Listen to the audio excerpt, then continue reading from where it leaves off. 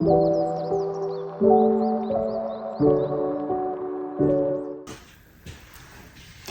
what I just did? So I just got back from getting a variegated Monstera. I know I told you guys I've been wanting this plant for a while. It is one of my dream plants and I got it. So this is what it looks like. I'm gonna try to be very gentle. I was not expecting it to have full roots. So it is fully rooted. I was expecting a node cutting with just an aerial root that was gonna have to water propagate. So it has great healthy roots. It has a node right there where my tip of my finger is. And then it has a leaf. So super pretty, super gorgeous. I found it local, which was great. So I didn't have to worry about the shipping issue again. So I just went and picked it up. Now, when I picked it up from him, and I will say he has a house full of Monsteras. He has every type of Monstera that you can think of. And when he uprooted this one for me, I noticed it was in 100% potting soil with perlite. So I asked him if that's what he grows all of his Monsteras in, and he said yes, just potting soil and a little bit of perlite. So that goes against everything that I've learned when it comes to aeroids. You know, they need a little bit of chunky bark. So this is what this plant was planted in, 100% potting soil. I'm not comfortable with putting this directly in potting soil. So, but I don't want to shock the root system either, since that's what it's used to. So what I'm going to do is, what I'm comfortable with is doing a 50-50. So I went to the store, got some more orchid bark and potting soil and some perlite, and I'm going to mix all three. Oh, and I'm going to add like a handful of compost. So I'm going to make it chunky to where I'm comfortable, but still have a little bit of that moisture retention. So yeah. And, you know, I know a lot of you are gonna, you know, you have your soil and you know what you want to plant your plants in, and you know, everybody on the internet is saying, you know, orchid bark, thick, chunky mix, but do whatever is right for you and your climate. Everybody's climate is completely different. Just do what you feel is right. And this is what I feel is right for this particular Monstera. I'm not saying every Monstera, but this particular one, this is what I'm going to do. And this is what I feel is right. So I'm going to go ahead and start adding in some potting soil and some perlite. Here I already have my orchid bark. This bag of orchid bark that I got is not my favorite bag. They have ones that have like charcoal, perlite, lava rock, a little bit of sphagnum. I would definitely get that type of orchid mix. This is the only one that my store had, was just plain orchid bark. So not my favorite, but that's what they had. So that's what we're going to use. Okay guys, so I was reviewing the footage, picking up my kids from school, and I noticed that my video stopped recording once I started getting the Monstera into the pot. Not sure what happened there, but the only thing that really happened was I had a couple different size pot options. I ended up going with the biggest size. The second one down was just, I was having to manipulate the roots way too much, so I just went with like a half an inch bigger pot than what the guy originally had it in. And then I noticed that I had my microphone on but not plugged into my phone. So yeah, welcome to my life. Okay, there she is. I don't know if you can see how I have her in there. Hold on, let me rotate without hitting my orchid over here. Gently, gently.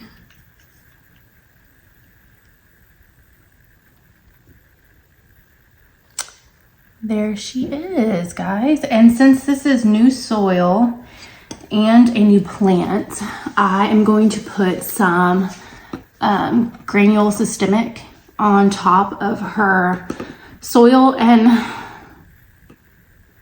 I'm gonna water this in very gently, a little bit, but I'm gonna sprinkle some systemic just to avoid getting, if I get any kind of new plants or if I get a new bag of soil, I keep the soil in a container in my house and I always treat it with some systemic. So I get about, I'm not gonna do too much in here, I'm just gonna get about a table or teaspoon, just enough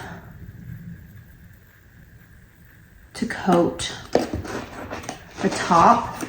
And then once you water this stuff in, you're supposed to water it in gently. Don't completely wash this stuff out. Just water it in gently. This stuff works. I've had fungus knots before. It is not fun. I would never bring a new plant into my house without treating it. I've learned my lesson. And it also kills against other things too, like aphids, scale whiteflies. I'm pretty sure thrips. Yeah, so this stuff, this is good stuff. So when I was at the store getting some soil, I found a plant and I grabbed it. Hold on. It is this white night philodendron. Super pretty. I love the coloring. I love the stem of this. Look at the white on those stems. It's so pretty. There's two in here, and I don't know if you can tell, but there is also, like right here, there are white little or tiny little babies popping up. And there is, I don't know if I can, there's some down there too, you can see. It has little babies popping up. So I just picked this up from the store. Like I said, every new plant gets a treatment. So I'm gonna go ahead and sprinkle some of this into this plant as well. And the topsoil of this one is dry, so I'm going to water this in gently. And this spoon I'm using for the systemic, guys, is just a spoon that I keep in here. I do not reuse a spoon. And then this counter that I'm doing this on, I'm going to bleach it, wipe it down, and then vacuum the floor. So in case this stuff gets anywhere, you should probably wear gloves. I'm not, but you probably should. Okay, so I have you guys at my kitchen sink. I'm going to go ahead and gently water these plants in, move my dish sponge. There's no dishes in the sink. I'm gonna roll out my little watering mat. Comes in handy. I'm going to unplug the drain hole and I'm going to water this. And make sure the water's not too cold either. I don't think. Oh, yeah, awesome. So this one, is this in a cachet pot? Nope. Okay, so this one does not have a drain hole and it is not in a cachet pot. So I'm going to have to be very cautious when I water this in, or you can flip it over, hold the soil and drain it. But since I just put that systemic in, I don't want to drain it out and dump it completely, so I'm just going to be very, very careful when I water this. Very lightly.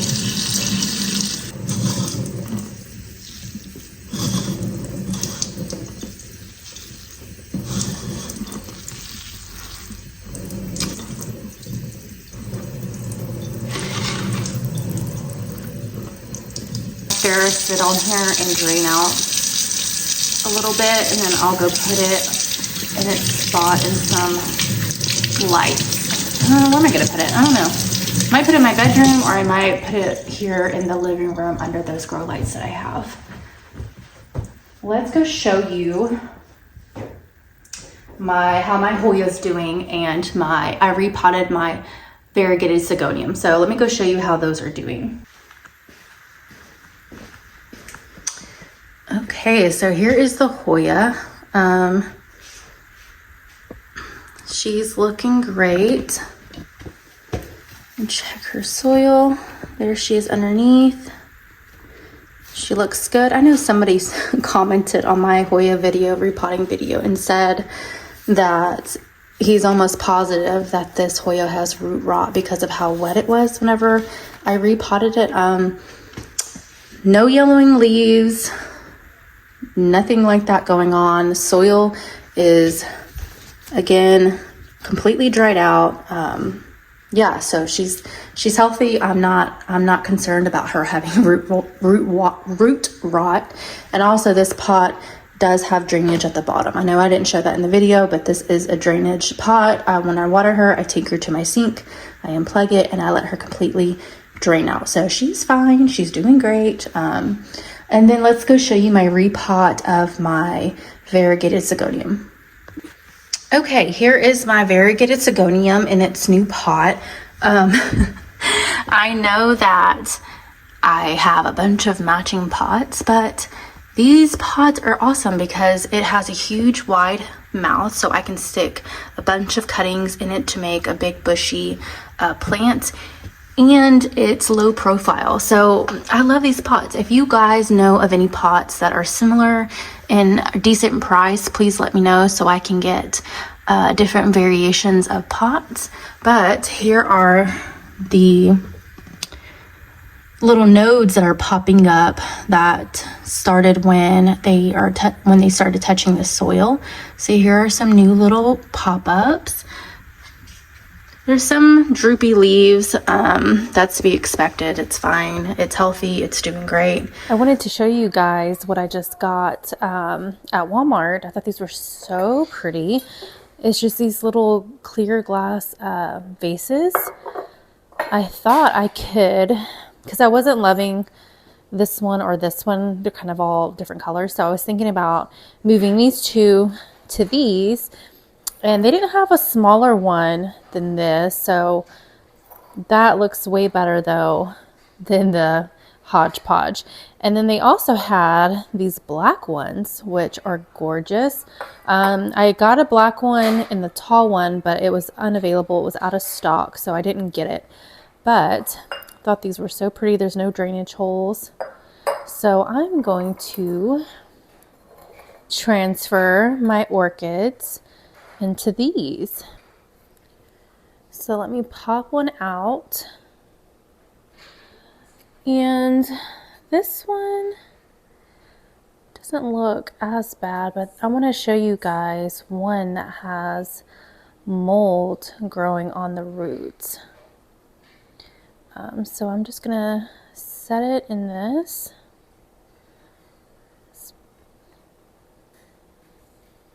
And then I just use distilled water, and I'm just gonna pour it until it barely bumps up to the base of the orchid. I'm not filling it, I'm not submerging the base of this plant at all. Just enough like that.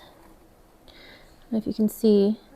So it's right under the base of this orchid. How pretty are these? So then I'm going to take this big one. Let's check its roots. This one has a little bit of that mold, the white, if it would focus. That white fuzzy mold right there. I'm going to go ahead and pop this one in. Oh, this one might be too big. It's okay. It still is better than what it was in. This one's going to take a lot more water though. Let me open another bottle of water. And do not get any of this water into the crown of the plant. You will rot your orchid. I'm going to add a little bit more.